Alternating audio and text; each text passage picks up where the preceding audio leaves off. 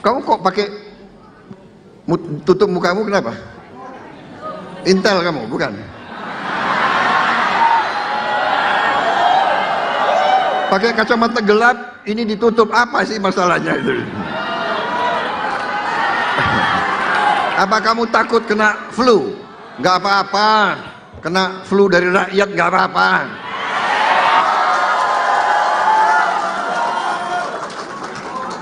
Saudara-saudara, ini emak-emak terlalu banyak di dalam sini ini. Maksudnya ini studium general, pidato akademis. Banyak profesor di sini. Ada Pak Ferry, maaf Pak Ferry, minta maaf saya nggak lihat tadi, tertutup. Tapi kalau emak-emak udah di sini ya terpaksa saya bicara yang agak nggak boleh. Saya hormat, bersahabat, kagum sama Tiongkok. Saya tidak ragu-ragu, saya katakan itu. Tapi saya hormat juga sama Amerika, ya kan? I like United States, right? We all like United States, benar nggak? Our future is great. Boleh mereka perang, kita jangan perang, benar nggak? Ya kan? Kita jangan goblok sebagai bangsa, benar nggak? Ya kan? Hah? Iya kan?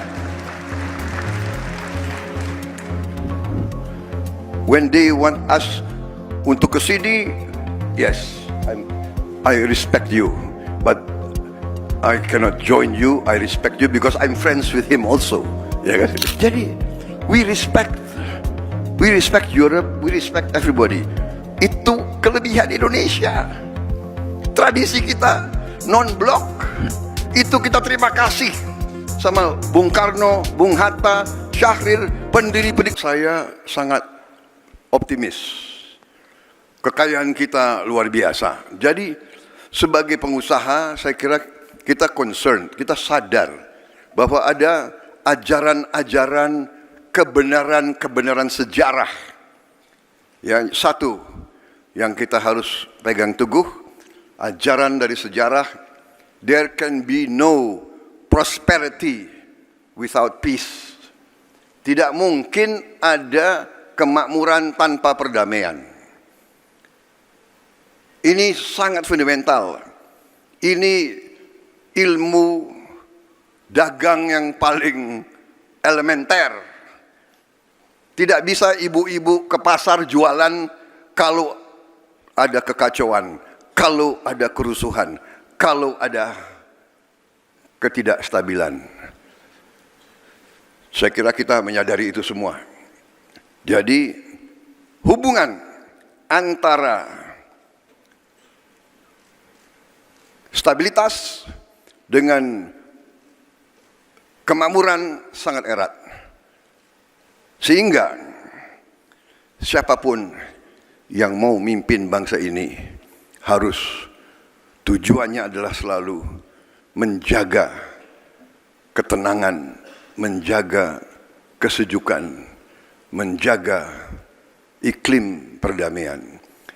In my opinion, pendapat saya, the biggest contribution, sumbangan terbesar seorang pemimpin politik kalau dia bisa ikut menciptakan kondisi ketenangan, kesejukan. Menurut saya itu. Karena dengan kesejukan, ketenangan, tercipta iklim yang kondusif untuk menjaga stabilitas. Dan kita mengerti dalam kehidupan bernegara, saya dapat suatu pelajaran juga, dan saya juga membaca ya, bahwa ekonomi suatu negara itu adalah bisa dianalogikan badan kita, badan manusia. Badan manusia kalau tidak kita rusak, kita tidak intervensi dengan terlalu banyak minuman keras, rokok, dan segala macam, badan itu akan sehat. Ekonomi juga demikian. Kalau tidak dirusak oleh hal-hal yang tidak menguntungkan ke arah kesehatan ekonomi, ya ekonomi itu akan rusak. Yang paling besar merusak ekonomi adalah korupsi dan tindakan-tindakan perdagangan yang ilegal, penyelundupan, korupsi, ya kan, dan sebagainya. Sehingga tadi juga sumbangan nanti pemimpin politik untuk menciptakan kondisi yang menguntungkan ekonomi adalah pemerintah yang baik, good governance. Good governance means efficient governance. Good governance, clean governance. Dengan good governance akan ada transparency, akan ada predictability.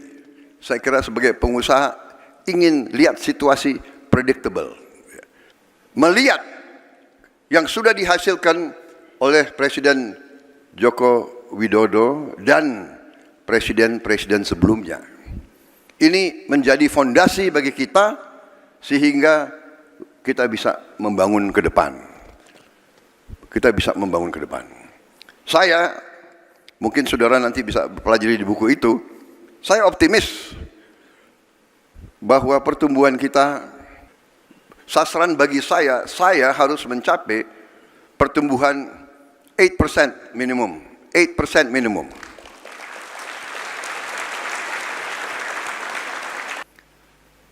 Sebagai contoh ya, saya mau tolong ditayangkan pelajaran dari Ottoman Empire. Satu pelajaran ini di Akademi Gubernur-Gubernur dan Bupati. Ini Ottoman Empire kalau nggak salah 700 tahun usianya. 700 tahun dia. Dia punya Akademi Gubernur dan Bupati. Di situ pelajarannya adalah sangat sederhana. Hanya satu paragraf. Diajarkan, tidak ada negara tanpa tentara yang kuat. Tidak ada tentara yang kuat tanpa uang. Benar. Tidak ada uang tanpa kemakmuran. Tidak ada kemakmuran tanpa rakyat yang bahagia dan sejahtera. Tidak ada rakyat yang bahagia dan sejahtera tanpa pemerintah yang bersih dan adil. Saudara-saudara sekalian. Artinya kita pemerintah, siapa yang memimpin harus menghasilkan pemerintah yang bersih dan adil, yang memperlakukan keadilan. Tadi saya dengar kata-kata keadilan, ya kan? Para pengusaha butuh kepastian hukum, dia butuh ketenangan, dia butuh rakyat yang bahagia. Hanya dengan rakyat yang bahagia akan ada kemakmuran. Rakyat yang bahagia tidak suka kalau diperes-peres, tidak suka dipungli-pungli, tidak suka pajaknya seenaknya dinaik-naikin, iya kan? Ada lagi pelajaran dari Barat, nah, kali ini dari Barat. Do not cut the goose that lay the golden egg. Iya kan? Ada raja yang serakah, ada angsa yang melahirkan, yang telurnya emas. Tiap telur emas. Si raja itu serakah, dia potong itu angsa, ya mati, ya nggak keluar lagi emasnya.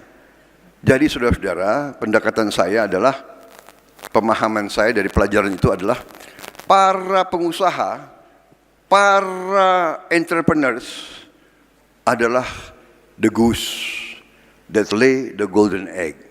Jadi harus dipelihara. Jadi kalian harus dibikin baik, senang oleh pemerintah. The government, the people needs a strong entrepreneurial class, a strong business community, because business create jobs. Saudara-saudara sekalian, jadi soal pajak memajak kita harus tingkatkan tax ratio, bukan tax rate, tax ratio. Kalau perlu tax rate kita kurangi untuk menciptakan tax ratio.